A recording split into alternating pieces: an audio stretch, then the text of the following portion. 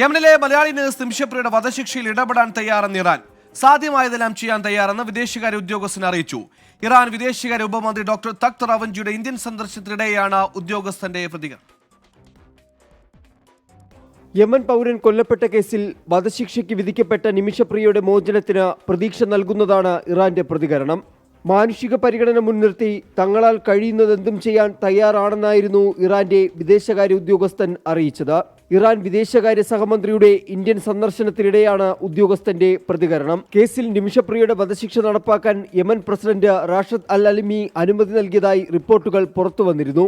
നിമിഷപ്രിയയുടെ മോചനത്തിനായി സാധ്യമാകുന്ന എല്ലാ സഹായങ്ങളും നൽകുന്നുണ്ടെന്ന് ഇന്ത്യൻ വിദേശകാര്യ മന്ത്രാലയവും അറിയിച്ചിരുന്നു.